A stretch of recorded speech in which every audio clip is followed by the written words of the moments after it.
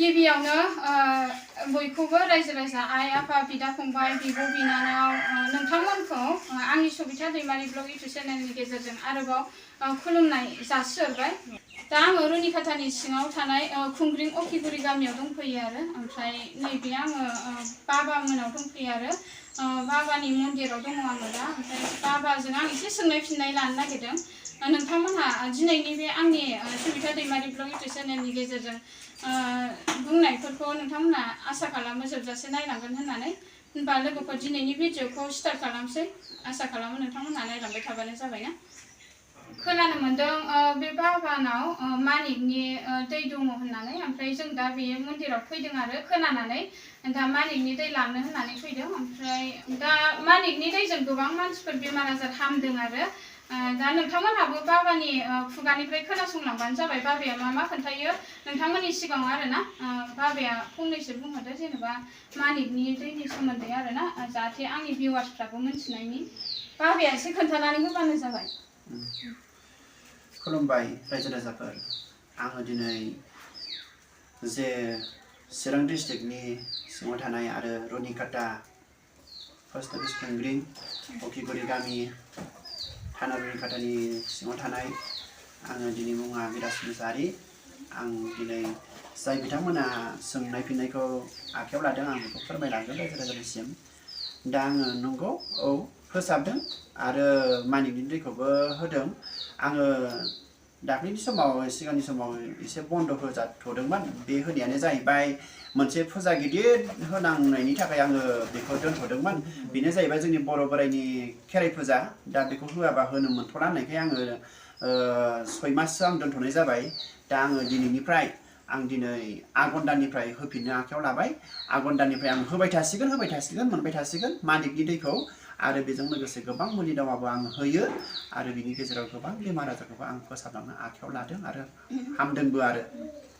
दा बाबानाव गोबां बेमार आजारनि मुलि दङ जाहैदों। ओमफ्राय दा नोंथांमोनजों आङो लासैब्लाबो खोन्थालांगोन आरो गोबां बेमारनि मुलि मोननो हागोन आरो बाबानियाव। दा नोंथांमोनहा एसेब्लाबो मोनथिखाबाय आरोना। दा बाबाया दासिमाव मा बेमारखौ फाहामनाय जाखो बाबा एसे बिथांमोननिसिम खोन्थाहरबानो जाबाय। आं बेखौनो बुंनो सानो जाय बिथांमोना आंनि सायाव आंनि बेमार आजारखौ फाहामनो हानायनि गेजेराव आं बुंनो सानो जायनि गेजेराव दिनैसिम बेमार आजारफ्रा जे दिनै टिउमार केन्सार टिबि हार्ट बेमार आरो दिनै मिर्गि बेमार आरो दिनै बिदिनो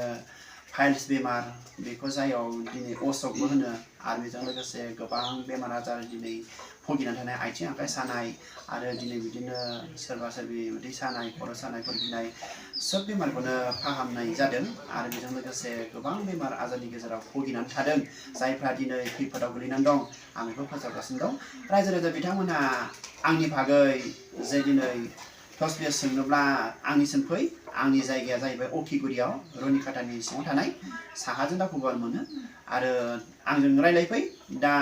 डाइरेक्ट फैनानै सोंफै मा बेमारा हामदों हामाखै आरो मा फोसाबनो हादों हायाखै आंनिसिम फै। दिनैसिम आङो उन्दै समनिफ्रायनो आं इसोरजों नाजानाय आङो बाहाय खेला दुला थगायथायसो खामानि मावनो हायाखै। फैनानै आंनिसिम नोंथांमोना रायजो राजाफोरा नायफैनो हागोन आरो फोसाबजाफैनो हागोन। आथिखालाव गोबां माने डक्टरबो फाहामनो हायै बेमारफोर जानानै थायो आरोना। बेबायदिनो डक्टरजों नायबाबो हामा जायो। दा नोंथांमोनहा बे मन्दिराव फैनो हागोन। गोबां माने बेमारनि मुलिफोर मोननो हागोन आरोना। बिदिनो केन्सार बेमारनि होनदों नामा? केन्सार बेमार मिर्गि बेमार उदैनि अन्थाइ बिदिनो गोबां बेमारनि ना बाबा? औ नंगौ। दा बाबाया एसे खोन्थालांबानो जाबाय बेमारनि। गासिबो जोङो मुलि दावाखौ खोन्थालांगोन आरो बेल' नङा आङो सासे नायखांगिरिजों लोगोसे आङो फलायगिरिजों लोगोसे आङो बेजों लोगोसे आं ग्रह दानो आं बान दानो बान गावो आरो बेजों लोगोसे गोबां देहायाव बिदिनो गिनाय आरो बागदावनाय आरो बिब्दिनो बेमार आया जाया जानाय बेफोरखौबो आङो फोसाबना हरो फोथांना हरो फोरमायना हरो। रायजो राजाफोर नोंथांमोना फैनानै सोंफैनो हागोन नायफैनो हागोन। आंनिसिम फै रायजो राजाफोर जाय बिथां नैबे जोंहा जे आइ सबिता sabitadaimaryनि ब्लगाव जे दिनै मिथिदोंब्ला आरो बिथांखौ गाज्रि होनाजासे जे दिनै आंनाव सोंहरनानै आंनि कन्टेक्ट नाम्बारखौ लानानै आंसिम फैनानै नोंसोरो नायफै आरो टच बेस खालामफै आं कन्टेक्ट नाम्बारखौ होनानै होखागोन बाबानिखौ आरो लोगोफोर बिदिनो नोंथांमोनहाबो फैनो हागोन आरो ना बे उखिगुरि गामियाव बाबाया माने उन्दैनिफ्रायनो बिदिनो इसोरफोरजों लाजाखानाय नालाय दा गोबां बेमार आजार हामो नोंथांमोनहाबो फैनानै नायनायबासो मोनथिगोन आरो ना बिदिनो बुहुद आथिखालनि मुगायाव बेमार आजारजों गफबनानै थानाय बिदिनो हामा जानानै थायोना बे हामनानै दं आरो ना फोरमान दङ बयबो फोरमान होयो आरो ना बिदिनो आरो ना आरो दा नोंथांमोननि सिगाङाव आङो मुलिफोरखौ फारि फारि खोन्थालांगोन माया मानि मुलि आरो अबे बेमारनि मुलि बेखौ नोंथांमोननि सिगाङाव आङो देखायलांगोन आरो ना दा बियो जाहैबाय बे बाबानिनो बिसि आरो ना ओमफ्राय बे माजों आङो एसे रायलायनो नागिरदों आइजों आरो ना दा आइयाबो जेनेबा बे मन्दिराव थानानै जेनेबा बाबानि फोसाबनायखौ नुबायानो दा बाबाया माबायदि फोसाबलाङो आइया नों जेनेबा एसे नोंनि खुगाजों फोरमायदो आरो जाहाथे बयबो बिथांमोनहा रायजो राजा आइ आफा बयबो मोनथिनायनि आरो ना जेनेबा मारै फोसाबो आरो हामदोंना हामाखै बेफोरनि सायाव एसे बुंथिनानै होदो आरो ना आरो मा बेमार हामखो बेफोरखौ जेनेबा आइयाबो एसे बुंनानै होदो आरो खुलुमबाय आंनि मुस्रि मुसाहारि दा आं हाबा जाफैबाय आरो जेनेबा आं बाबानि हिन्जाव आंथ' बोसोरसेनि बारबाय बिनि बेराम आजार फोसाबनायखौ आं नुबाय आरो आंनि आखाइजोंनो दांनो मोन्दों माखासे खिनिखौ जेनेबा बोसोरसेनि खिनियाव आरो अनेक नुबोबाय हामनाय गानाय अनेक फोरमान होफैबाय आरो जेनेबा मानिकनि दैखौबो आंनो हरो आरो जेनेबा हामनाय नुदों गानाय नुदों मानसिफ्रा अनेक खोन्थाहरदों आरो कन्टेक्ट नाम्बारजों जेनेबा फोरमायहरदों गादों हामदों होननानै अनेक हामदों फोरमायफैदों ओमफ्राय जेनेबा सन्थान गैयिफ्राबो मोन्दों आरो बाखि खिना मोन्दों अनेक गिदिर बेराम हामदों गादों उदैनि बेरामफोर सानाय सुनाय आलौनाय सानाय जेनेबा बिदिनो उदैनि सिथर जानाय अनेक हिन्जावफोरनावथ' जायोना जेनेबा सोरनावबा मेन्सफ्रा खम जायो लाजिनायनिथ' माबा गैया जेनेबा आरोखि बेफोर गासिबो क्लियार जायफ्रा क्लियार जागोन आरो जेनेबा बिदिनो उदैनि बेरामफोर अनेक हामगोन आरो मानसिफ्रा खोन्थानाय लोगो जोंबो मोनथिबाय आरो जोंथ' ओरैनो होनो हाया जेनेबा हामनायखायसो जों फोरमायना होदों अनेक फैयो आरो जा रायजो राजाफ्रा सोरबा बन्द' जादों होनना मिथिदों आरो ना अनेक सोंहरदों बन्द' जाबाय नामा होननानै बन्द'आथ' जायाखै जों दा होफिननाय आखायाव लाबाय आरोखि ना दा नोंथांमोना जाय बन्द' जादों होननानै मिथिदों बिथांमोना दा फैफिननो हासिगोन जोंनि कन्टेक्ट नाम्बारखौ जों होनानै होगोन जेनेबा लिंकफ्राव होना होगोन जेनेबा आइयानो होना होगोन जेनेबा सोंहरनो हागोन आरो कन्टेक्ट नाम्बाराव जेनेबा थोंजोङै सोंहरनानै जेनेबा अबे गामि अबे मा बेफोरखौ एसे कनफिउस जायो नालाय खायसे मानसिफ्राबो फोरमायहरनो हागोन आरो दा आइनिफ्राय खोनानो मोननानै जोबोर गोजोननाय मोनबाय ना आंबो आरो नोंथांमोनहाबो मोजां मोनबाय जानांगौ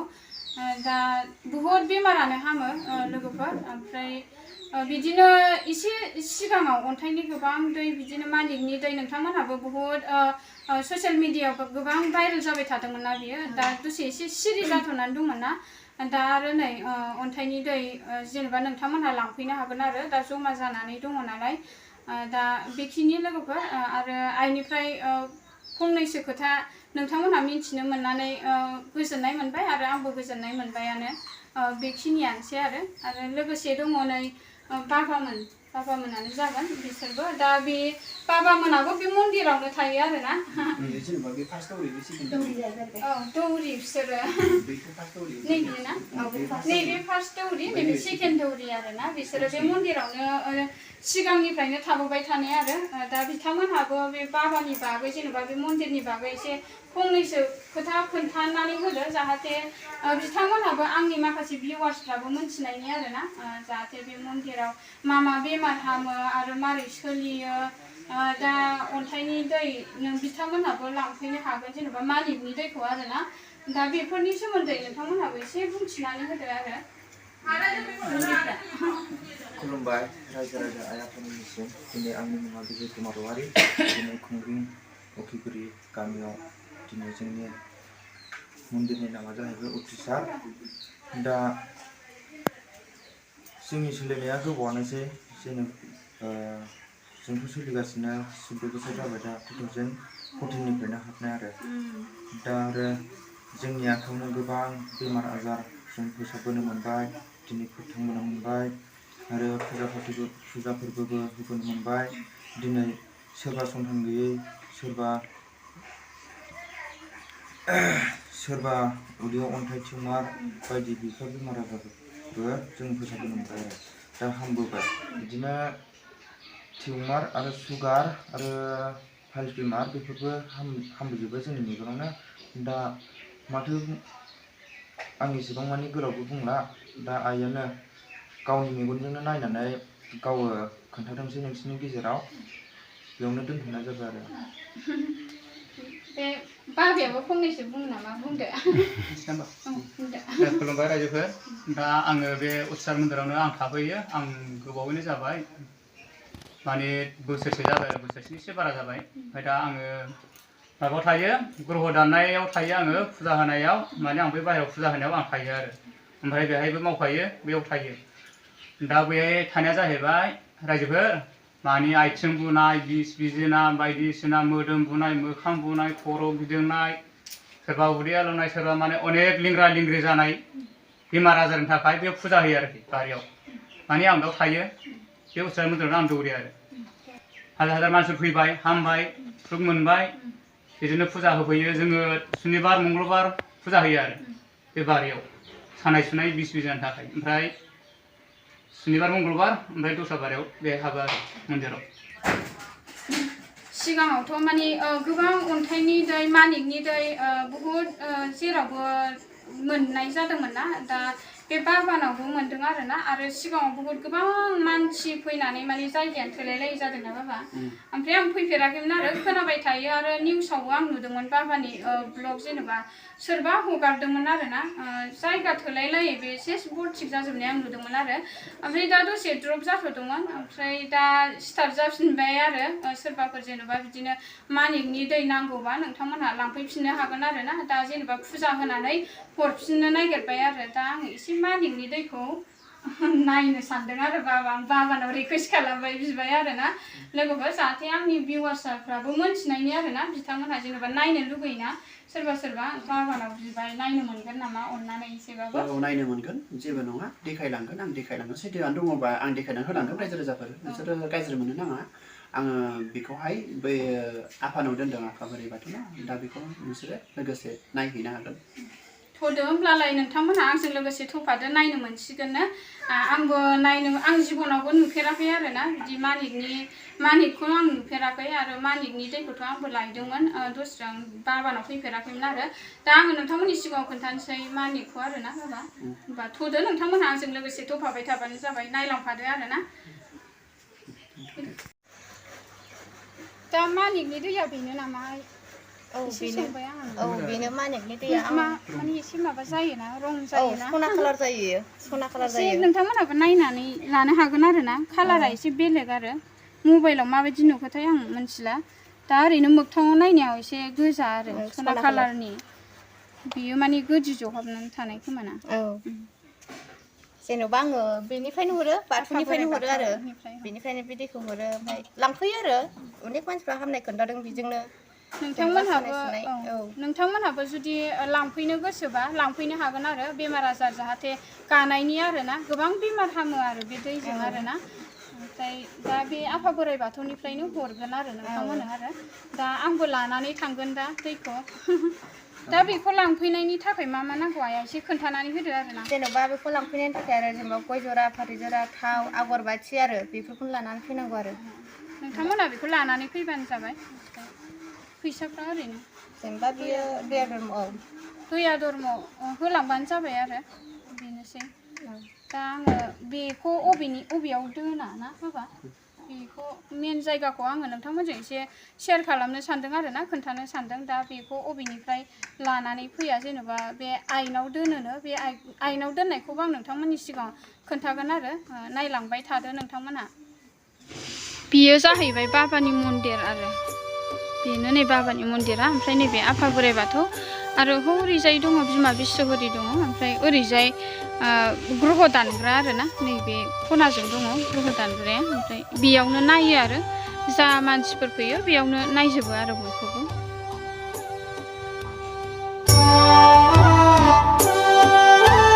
खोमसि हरा थांलायबाय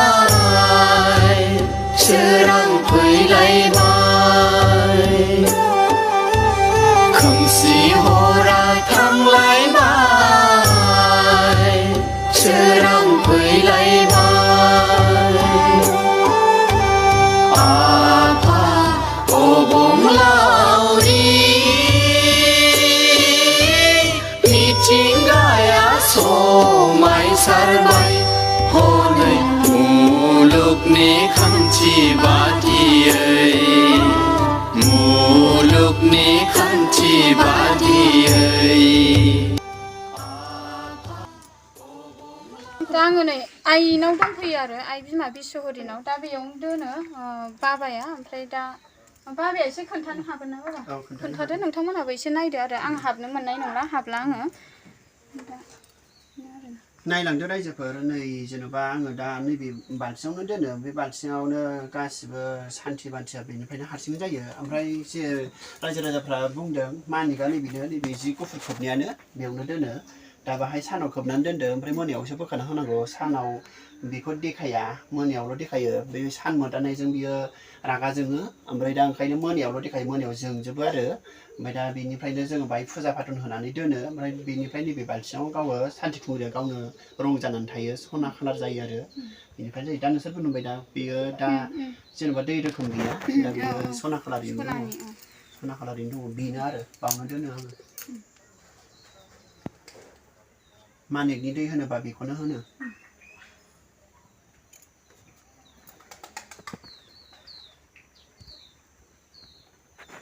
रंखौथ' दहाय नुखाबाय रायजो राजाफ्रा रंखौ दहाय देखायना होखाबाय आङो दा नैबे दोनथारनाया नैबाव दोनो आरो बेयाव सोमनानै हरो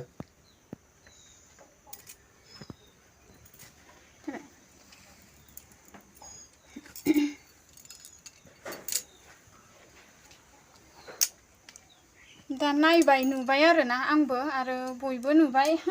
दा नोंथांमोनहाबो नुबाय दा बाल्थिङावनो दोनो आरो बिसास खालामबाय आरोना नुनानै आरो दा मा होनो अन्थाइयाबो बेयावनो सोमनानै दंखायो आं नुहुरखाबाय आरो हनै ओमफ्राय एसे बाल्थिङाबो स्रां स्रां नालाय नुदों आङो ओमफ्राय दा मा होनो दैया माने गोजा कालारनि जाबाय आरो गोजा रं माने सना रं जानानै दं आरो बेनो ओरैनो अन्थाइल' सोमनायबाथ' बिदि जानाय नङा नंगौना नङा जेनेबा दा बिनि सायाव मालाय मालिकआनो गावनो बेफोरबायदि गोहोखौ होबाय आइयानो दा बिनि थाखायनो गावनो रं जायो आरो जाबायना दा बेल' नङा रायजोफोर दा बे मानिकनि दैनि अनगायै गोबां मुलि बागानाव मोननो हायो आरोना दा बहुद मुलि दङ बेयाव गोबां बेमारनि मुलि आरो बियो दा आं बारा मोनथिलाय लाङा मा मुलिनि जेनेबा मा बेमारनि मुलिथाय बियो दा बाबाया एसे खोन्थानानै होदो आरो बियो जेनेबा मा बेमारनि मुलि मा मोनो बेखौ एसे बुंनानै होदो आरो बाबाया नोंथांमोनहा मोनथिनो लुगैयोना दे अब्ला रायजो राजाफोर नायलांदो जे जिखुनु जाया बाव नुनाय माने मुलियानो जाहैबाय फार्स्टआवनो आं खोन्थाग्रोनोसै नैबे जाहैबाय स्टन जाहैबाय जायाव उदैयाव किडनियाव ओमफ्राय बिब्दिनो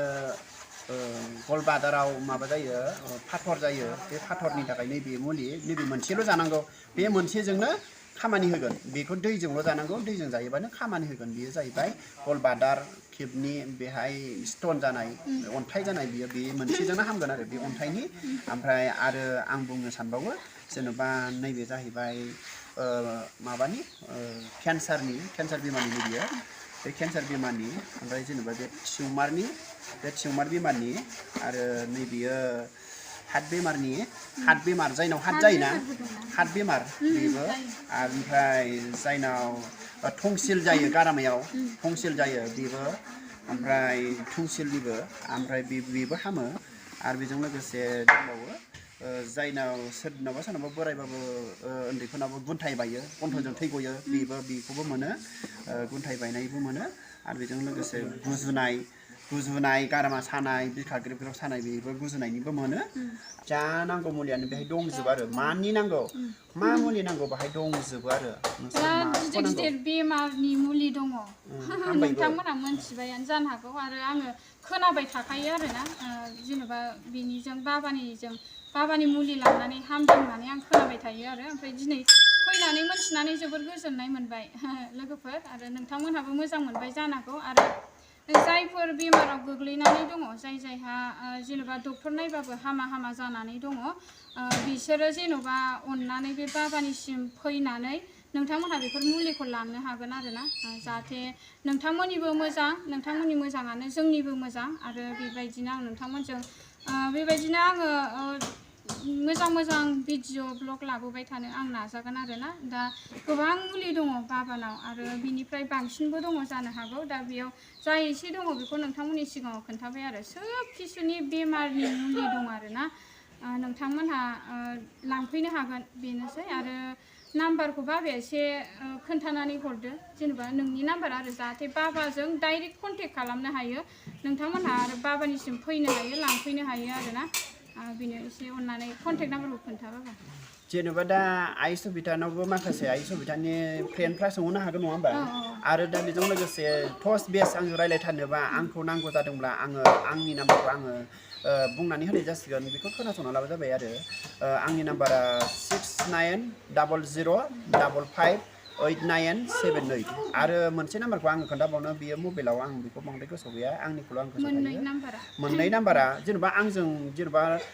बे नाम्बाराव रायलायनायाव मोनस्लाबाबा मोनसे नाम्बार थाबावगोन नालाय मोनसे नाम्बार जाहैबाय 9954507996 बे नाम्बाराव मोनगोन आरो नोंथांमोनहा बाबाखौ डाइरेक्ट कन्टेक्ट खालामनो हागोन ना जेनेबा आंनाव सोंहराबालानो मोनसे नाम्बार आङो जेनेबा बेखौनो आं सोंहरनो हागोन ना ओमफ्राय फैदो नोंथांमोनहाबो